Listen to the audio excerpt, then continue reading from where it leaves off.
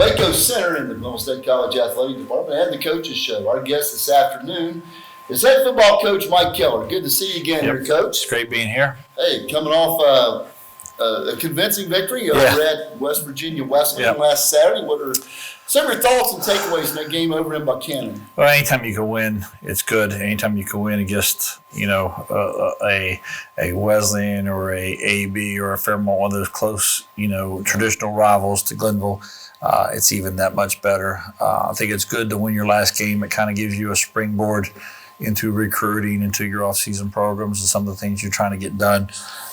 Anytime you lose, you've got that bad feeling. It's better to have that bad feeling for a week than to have it for, a year. It's a good thing right now in our building with our kids to finish the season the way we did. Tim Heltzel, 4 touchdown passes. Of course, with 2 over the top there to Javon Butler, and then the crossing one to Minger, and then up the seam there with Ryan. Talk about those TD passes. Well, we had, we came out, we've got these openers, and we wanted to establish the run, and West Virginia Wesleyan was doing a really good job of getting their safeties involved and doing everything they can to stop our run. We had a 3rd and 1 call on the 3rd play of the first scrimmage, and the free safety is the guy who hit it for a 1-yard loss. So anytime you're getting the safeties that involved, obviously you know that they're weak somewhere.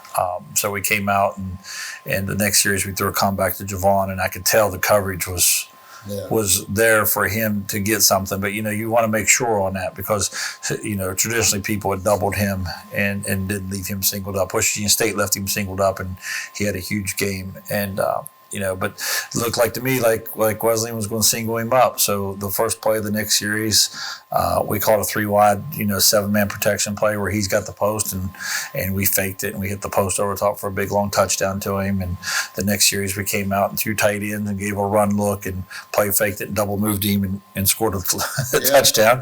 And then the defense gets a turnover. We hand the ball off to Alfred, and he scores a touchdown on the counter play. So we had 3 straight plays in which we scored, and that's kind of the explosion that we want. It was good to see, Timmy get the ball out on time and make good, accurate throws, and but they were really, it was really a product of their coverage and us having a special guy. The plays that were really, really critical to us was, you said, he caught the little crossing route, the little angle route to Alfred.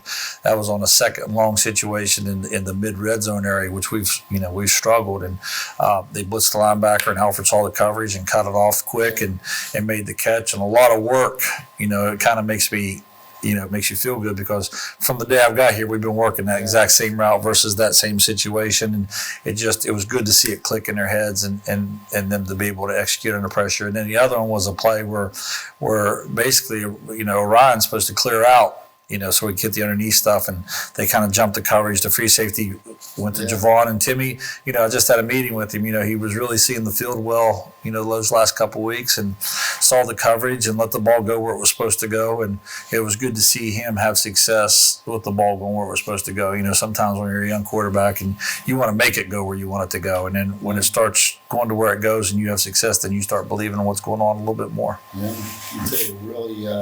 I saw that play to Bonner unfold right in front of me there. It was great. Defensively, 3 sacks, including a safety, a couple picks. A big play day for that side of the ball. It could have been more. Sean Sterling had a pick 6, which we jumped off sides. They dummied their cadence, and I would like to saw that for Sean. He's a really good football player, and he's always in that box making tackles. It'd been cool to see him get a touchdown. Jimmy Simmons coming off the edge, zone read play, quarterback pulls it, gets the safety for us.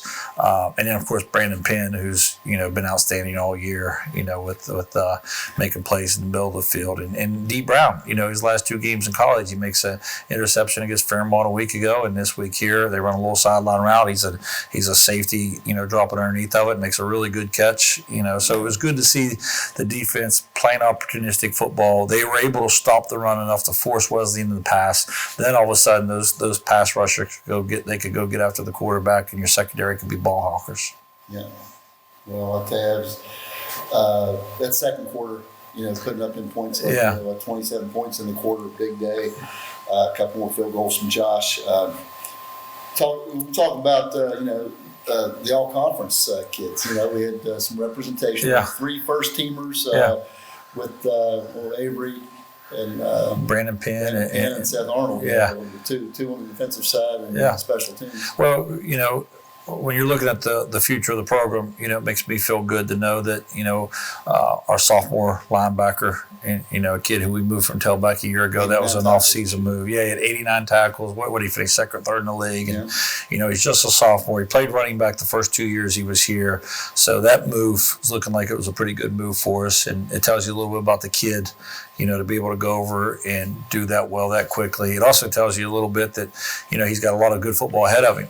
And then Avery Book, a kid we signed a year ago, he was up and down, during the pandemic year, which we really don't count. We look at it like we feel as if we were playing exhibition games. But for him to come out his freshman year and lead the league in punting, he's going to make a 4.0, and we just talked about his goals, and he wants to be an academic All-American to make All-League as a freshman, lead league in punting as a freshman. That's quite a feat. And then Brandon Penn, that was probably his highly touted recruit, has been signed here in a long time, and he was a kid who played for Nate Tanner at Parkersburg South. When he got injured, Coach Trickett and I we helped him get in the ambulance that day, and he's a great kid, and what he's finished with 7-8 interceptions, led the league, to make first team all conference as a freshman. You're talking about 2 freshmen and a sophomore right there. So really proud of those kids, really happy for them, and excited about the direction we're headed in. We got some second team guys in there too, and some honorable mention guys. Absolutely, the second team group.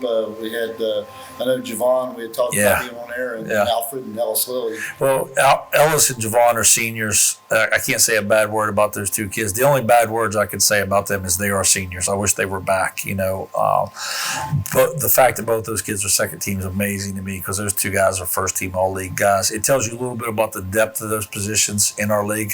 Javon, he's as good as any receiver in the league. I saw the 3 guys who made first team. I get it. They're pretty good players. Their record was better. But Javon's a special guy, and I think he's going to get a chance to play at the next level, I hope. And he's going to be greatly missed. And then Ellis is just steady as steady gets, and had a great career for us. Both kids graduating, both kids moving on with their life. I can't say enough good about both of them. I wish they were back. And then Alfred, what was he, second or third in the league in rushing? And he's a freshman. He's a freshman for us and did a great job. And we had some honorable mention guys. Josh Jones, our kicker, made honorable mention for us. He's a sophomore. We got Brock Roby, offensive lineman. Sean's as good a safety as there in the league, maybe other than Brandon. It depends how you look at it. Sean's probably better, as a strong safety fit, and then gets that run and guarding tight ends, and Brandon's better in the middle of the field. Those 2 kids are both freshmen and had great years for us, and I'm proud of them. On the offensive line, Brock Roby makes honorable mention as a freshman. I was really surprised Ian had made it, in the pandemic year as a honorable mention guy. And I think as we improve and our record gets better, and those guys go into their sophomore, junior years, you're going to see all those guys be first team. Couple good cornerstones there to build. Totally. You're looking at 5 or 6 freshmen in that group that are going to be the core and the glue of this team moving forward. Yeah, absolutely. Well, I tell you what, it was again nice to close everything with the win there, and I know there'll be a lot of recruiting hours ahead of you here. But again, appreciate you coming by to talk to us this afternoon, Coach, and really enjoyed the win Saturday. Thank you, appreciate it. No problem. Thank you, Coach.